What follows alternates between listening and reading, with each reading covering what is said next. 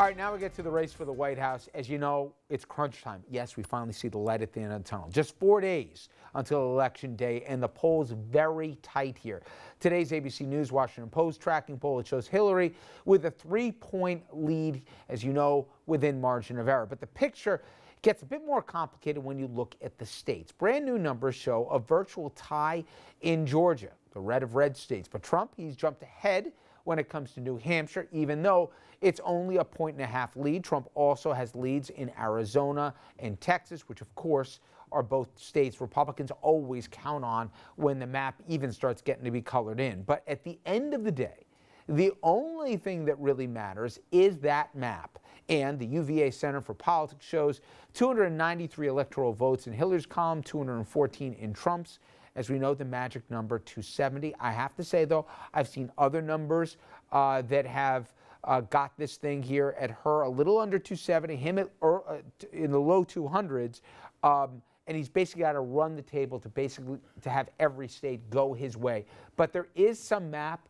There are some maps, for example, now some of the states that divvy up the electoral votes, no longer are they giving them all to her, that there is a path conceivably that he can get there. But I will tell you, there is a poll that I think nobody here is surprised in, and that is just how disgusted the American public really is with the election. Yes, it's the Dominic effect, as we call it right here. Take a look, if you will, at numbers just as to how turned off the American public is. I don't know if we have those up, just with the race. And I know, can we bring it up now, Larry, just to start me in this one?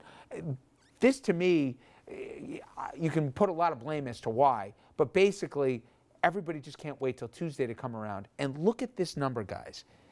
More than 4 in 5 have just had it with this. Do you think that translates into, okay, I don't have to, if I'm a Republican, but Scott, I just can't stomach Trump. Well, if they're both bad, I might as well vote the party line and vote him anyway. Do the psychobabble here, because I've heard so much of it as to, if a pox on both their houses, what does it mean?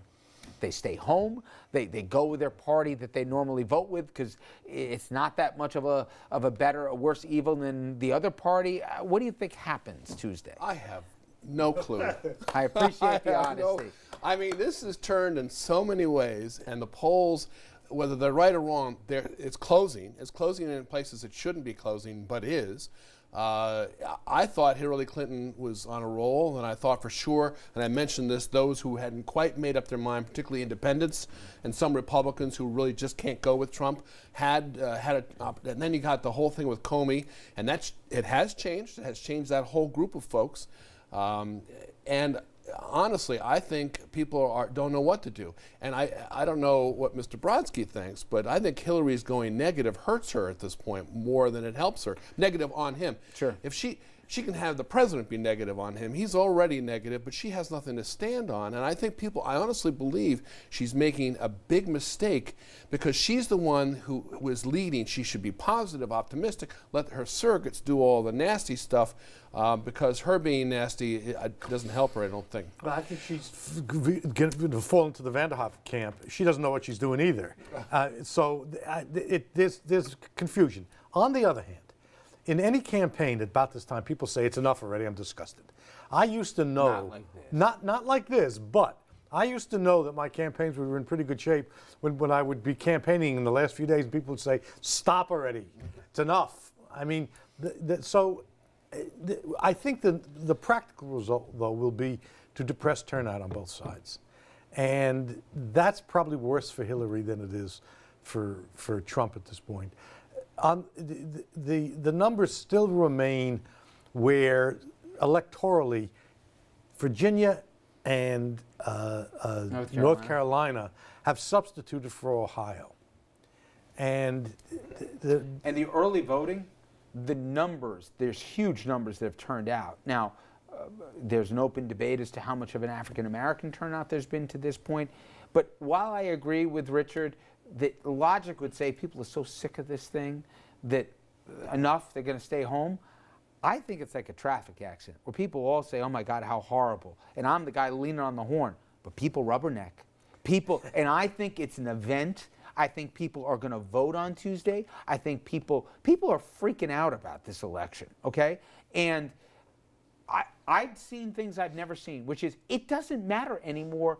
There's no consequences to whatever. I saw Rudy Giuliani in the last 24 hours say some of the most unhinged, irresponsible things, and it doesn't matter. There's no price to be paid anymore for just outright lies or conspiratorial theories or ginning up fear and anger, okay? First of all, I've seen him change his story 3 times as to whether he's spoken to active FBI agents or not within the same interview. So, again, I don't want to go on a peroration about Rudy, but my point is it doesn't matter anymore what you say, and I haven't seen that, Don. And that's what's so unfortunate about this. So 14, 15 women come forward. They're all lying. Think about that. Next subject. Next subject. Think about that for a second. Too ugly for him to assume. Right. Think about that for a second. 14, 15 women, each and every one of them is lying. Listen to my wife, don't listen to anybody else. Public goes, okay. And his wife does a thing about cyberbullying. Cyberbullying, right? With a guy who tweets at 3 a.m. As far as what? Careful. If people generally accepted the view that they believe Bill Clinton did that stuff, but it wasn't germane to his presidency, the argument that Trump has ultimately made is people who like him are saying he may have done that stuff, but it's not germane. Richard, let's cut through all the nonsense tonight. All of it? All of it. Clown on one side, seasoned elected official, Secretary of State, more qualified than any other candidate. She may have baggage, but more qualified than Obama, more qualified than her husband. Clown on this side that may lock up black people the day after the election. God only knows what this man will do. Well, I don't know about that, Don, but I will only say, you listen. He might. Listen, I'll say a lot, but I won't go that far. But I will say there's a couple other variables, and one is Richard's theory that it likely could lead to depressed turnout. We've also seen that African Americans are not voting in the same numbers they did in 12 and certainly 08. Yet there is a 30% margin among Latino voters, and to the states Richard talked about, but also the Nevadas, Andrew, the Arizonas, some of the western states are now suddenly in play, right? Turnout there is going to be fascinating. So and does the machine what's matter? Your prediction? I would bet, if I had to go to Vegas, that she wins. With how many votes? I don't even know. I think the popular vote's real close, but I think the map, it's going to be so hard for him to win this thing. But I'm so worried, and we'll talk next segment about what happens the 9th, but the day after. But what do you think is the thing that we're going to sit back on Tuesday night and say, geez, I didn't see that coming? This question, I didn't see this question coming, otherwise I would have formulated an answer for it. I think at the end we're going to look back at the last week and a half of the election and think that we got a little too heated up and overheated for our own good. I think some of this is perspective of where the race has come from. If this was a 50-50 race 3 weeks ago, and then it turned to where it is now, which is about Hillary at about a 65% favorite to win the election, every Democrat would be breathing a sigh of relief. Look, she's pulling away. Look, this is much closer, or it's not as close as it was. Yeah. Instead, we're coming from 90% or 85% likely that Hillary Clinton is going to win the White House down to 65. And that's what's got everybody nervous. I want to get this from Scott, because I always, for people who don't know Rockland County, it's such a mix of so many different things. And you obviously got your pulse on it. There's the different theories of the Bradley effect, where people will say one thing in a poll, but in reality, they're not going to vote for, in that case, the black mayor of LA or whatever else. Conversely, this idea of there's this shy Trump voter just waiting to go to the polls, but they won't admit it to the caller, or the spouse who's never going to vote for him, but doesn't want to get in an argument with her husband anymore, but is going to vote Hillary on election day. What do you think is more likely that the electorate really hasn't been accurately represented in the polls? I think it's more that we don't know how to get hold of them than it is that. I mean, I think it's the telephone issue, whether people don't have landlines anymore. So I don't know. I don't think it means much.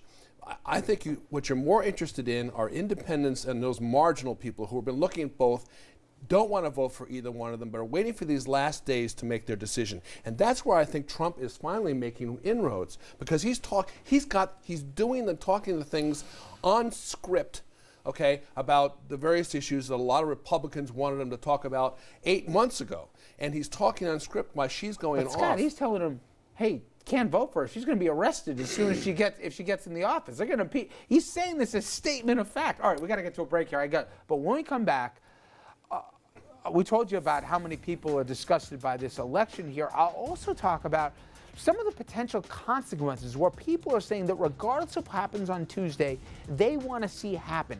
It blew me away here, but that's what we could be looking at after the final votes come in on Tuesday night. Stay with us. We'll explain.